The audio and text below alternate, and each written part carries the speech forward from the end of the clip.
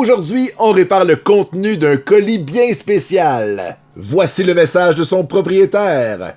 Hey, c'est Steel Horse! Alors, j'ai remis ma Game Boy Color entre les mains de Giz après l'avoir retrouvée contre toute attente dans une boîte qui avait été mal entreposée. Mais c'est ma console d'enfance! Je l'avais reçue à ma fête, donc elle compte beaucoup pour moi. Et malheureusement, en tentant de l'allumer, le son n'est pas très bon quand ça fonctionne, pour le peu de fois que ça fonctionne, et pas longtemps.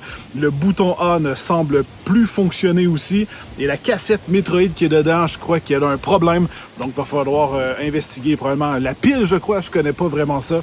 Mais la changer pour que je puisse jouer à ce jeu que j'avais beaucoup aimé. Et je vais pouvoir aussi faire découvrir à ma fille de 6 ans les jeux rétro. Donc, merci beaucoup, Giz, et bonne réparation! Inquiète-toi pas, Steelers, on va aller regarder ça.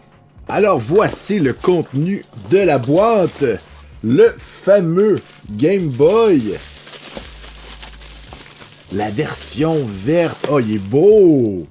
Oh, puis il est en bon état. Et on a aussi Metroid 2, le retour de Samus. C'est la version Player's Choice, hein, parce qu'il en avait vendu vraiment beaucoup. On va commencer par aller voir l'état de ce jeu-là. On va premièrement regarder si la pile est encore bonne, parce que ben les jeux avec des piles, après 30 ans, des fois, il n'y a plus de jus dedans. Regardez, c'est une pile de 1997.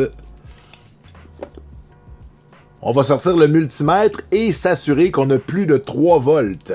Ben oui, parce que dans le temps, hein, ça prenait une pile pour garder la sauvegarde, sinon ça s'effaçait.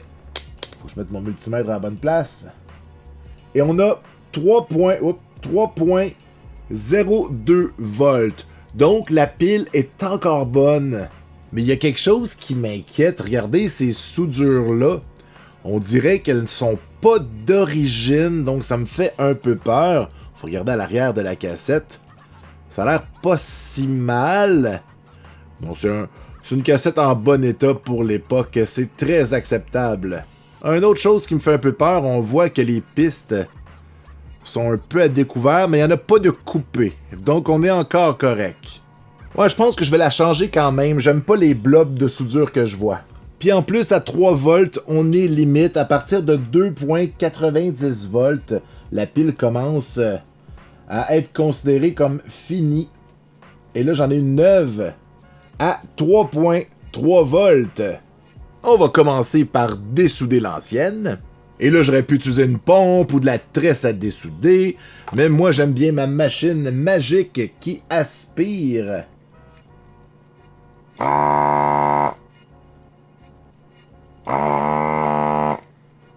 Donc, on dessoude ça. Et l'autre côté.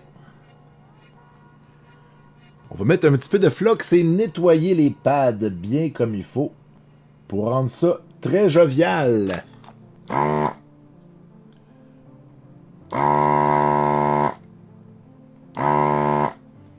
Bon, là c'est bien nettoyé. On sort l'isopropanol à 99% et on va nettoyer le flox.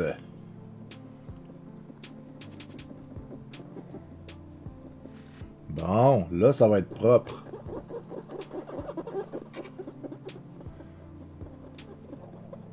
On va en profiter pour laver toute la cassette, tant qu'à être là. On voit qu'elle a été déjà nettoyée. Ou du moins, les contacts l'avaient été. Et on va se préparer des petits blobs de soudure.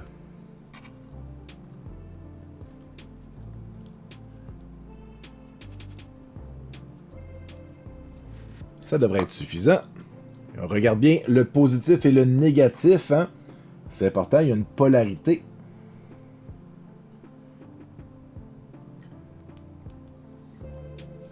OK. On nettoie un petit peu. Et on est bon pour plusieurs années. On peut en profiter aussi pour enlever l'étiquette Jeu Express. J'ai demandé à Steel Horse s'il voulait que je l'enlève. Il m'a dit oui. Donc on enlève le prix des années passées. 19,99. Ça, dans le temps, ça vaut 1 million de dollars aujourd'hui. On nettoie avec de l'isopropanol pour enlever le collant. Quand je dis le collant, je parle de la partie collante de l'autocollant. Ça ne colle plus. Et on peut refermer notre cassette qui est comme neuve. Avec une nouvelle pile.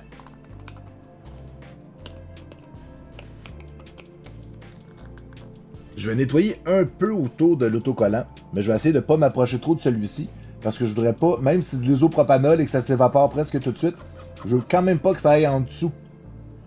L'autocollant, ça pourrait l'endommager. Ok, fait que ça ici, c'est graffiné. Je peux rien faire. On remet la vis. Et voilà. On va tester le jeu dans mon Game Boy. Alors, est-ce que ça fonctionne? Metroid 2. Le retour de Samus.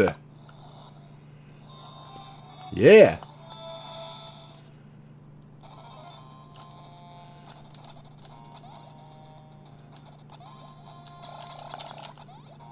Tout est sous contrôle. Maintenant, on va aller voir le même jeu, mais sur la console de Steel Horse. C'est bon signe. Donc, la console fonctionne. Et si on s'en va jouer? Start, ok.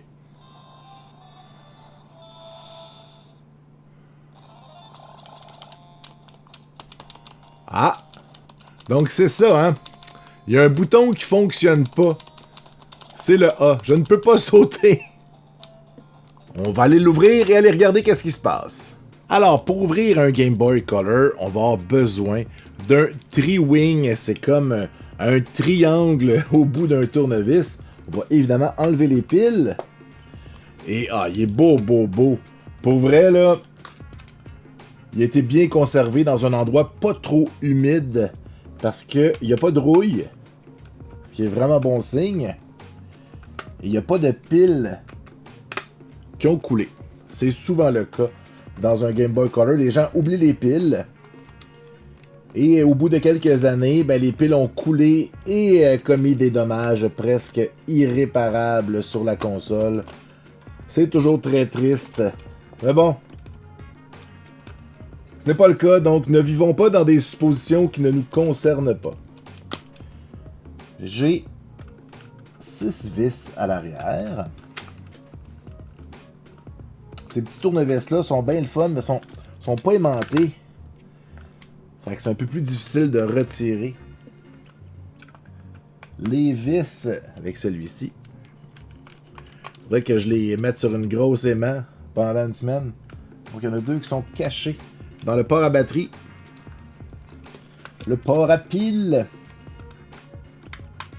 Et un dernier. Et on va aller voir à l'intérieur. Ça va peut-être nous sauter aux yeux. Des fois, les problèmes sont plus simples qu'ils ont l'air. Alors, qu'est-ce qu'on a? Ici, j'ai l'impression que c'est du flux, que ça vient de l'usine. Donc, c'est normal. Le haut-parleur n'est pas endommagé. Je vois pas de rouille, je vois rien d'anormal pour commencer. On va continuer le démontage. Là, on a besoin d'un autre type de tournevis. Ça nous prend un tournevis étoile. On va enlever les vis. Il y en a 3 dans le bas de la console. C'est des vis très importantes parce que si elles sont pas bien vissées, quand on appuie sur les boutons, il n'y aura pas assez de pression. Donc, c'est vraiment ça qui retient. Très important bouton. Wow! Troisième vis. Et là, on va avoir accès à l'autre côté de la carte mère. Et on fait très attention, la partie fragile sur un Game Boy, c'est ici. On veut surtout pas endommager le fil ici, parce que sinon l'écran est foutu.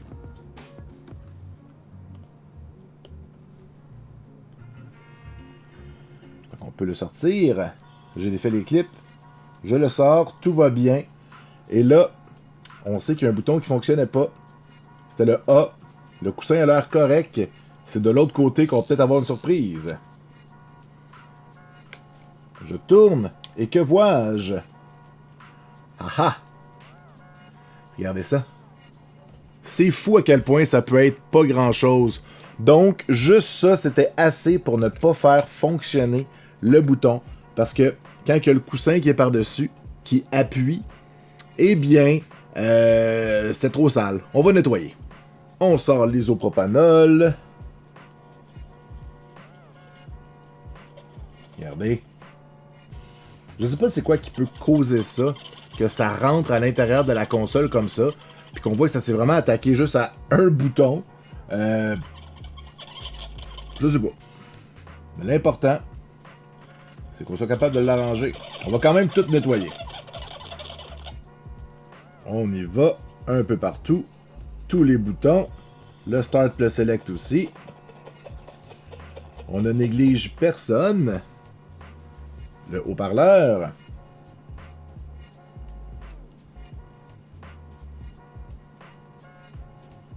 Et on en profite pour faire le haut. Je vais essayer de pas trop passer sur les chiffres ici. C'est de l'encre. Si je passe dessus, ils vont partir, ça va faire du noir partout. Puis il va falloir que je frotte jusqu'à temps qu'il n'y en ait plus. De toute façon, il n'y a pas vraiment... Il n'y a pas vraiment de piste vis-à-vis. À part toutes les pistes, là, mais vous comprenez. Toutes les pistes du connecteur passent, mais elles ne sont pas à découvert. C'est ce que je voulais dire. Je vais en profiter pour sortir ma brosse à dents pour brosser un petit peu ici les résidus. Je crois que c'est du flox. C'est pas grave. Je pense pas que ça dérange. C'est peut-être de la colle. Je travaille toujours avec de l'isopropanol. Donc je ne suis pas en train de mettre de l'eau. Ne vous en faites pas.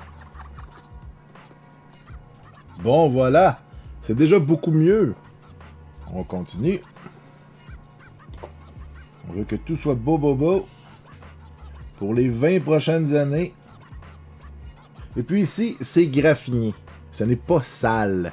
Donc c'est l'usure normale. Ça m'inquiète pas. Un petit peu de nettoyant à contact à certains endroits, ça va pas faire de tort. Donc entre autres sur la roulette.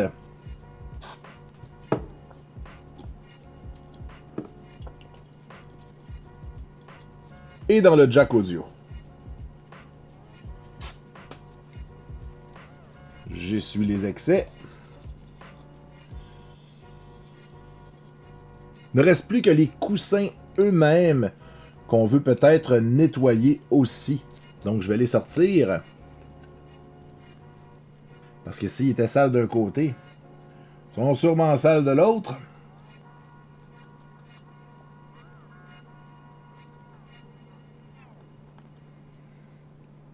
Surtout le A. Je sais pas c'est lequel le A entre les deux. Fait qu'on va bien nettoyer les deux. On a ici les flèches.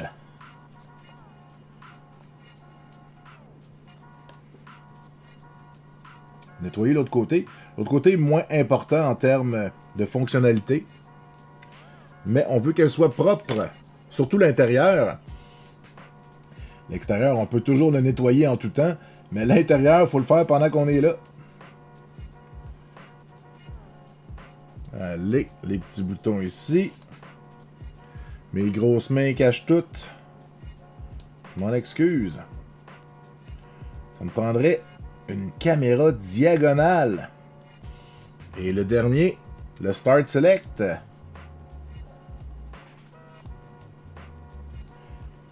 Des fois, ça peut arriver que vous ouvrez votre console et les coussins que je suis en train de nettoyer vont être défoncés.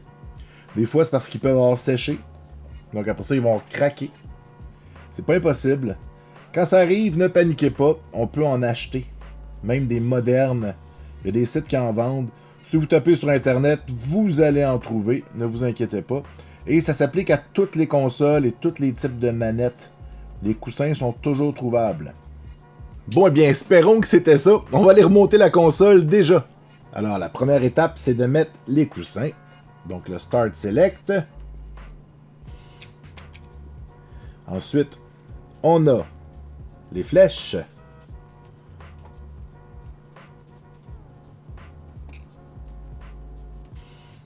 Et puis on a le AB.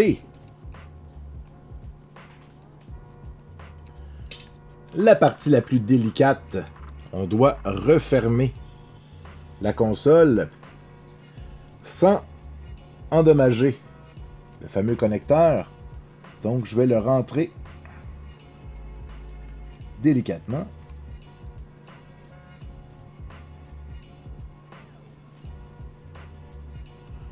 Je vais placer la carte mère et ensuite, pas avant, je vais mettre les clips noirs pour lui laisser un peu de jeu. Et voilà. Donc là, on peut refermer les fameuses clips noires.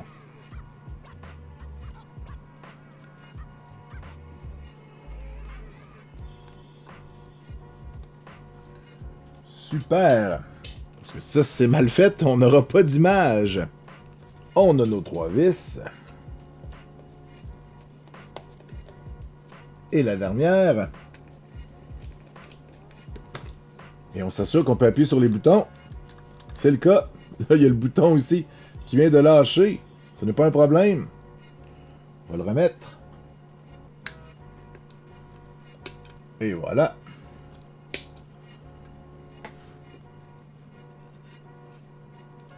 Et on peut remettre notre carcasse. Avant de remettre les vis, on va s'assurer que ça fonctionne avec les piles.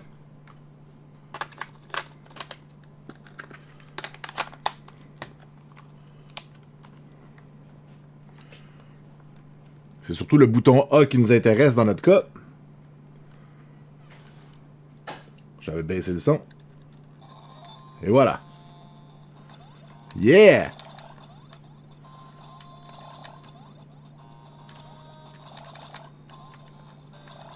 Oui!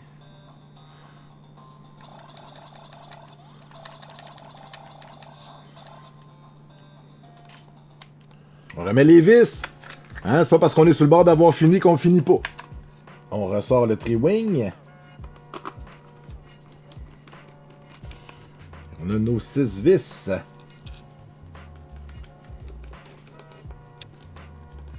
On n'oublie pas les 2 qui se cachent dans l'emplacement pour les piles. Et la dernière. Même si on a juste remis les 6 vis, on fait toujours un dernier test. Des fois, en remettant les vis, quelque chose aurait pu bouger dans la console. Et on veut pas ça. Et on va nettoyer l'écran pour le dernier test. On va la mettre toute belle. Pour sa dernière danse.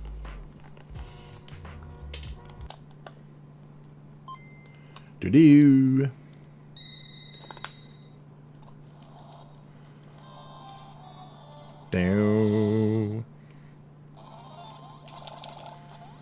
C'est bon, le bouton A fonctionne toujours. Les flèches fonctionnent, je suis dans mon vaisseau.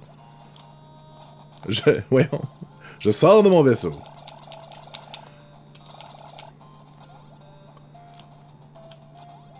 Super. Alors voilà Steelhorse, on a sauvé ta console d'enfance. Je te renvoie ça chez vous. Et n'oubliez pas que bricoler, c'est sérieux. À bientôt.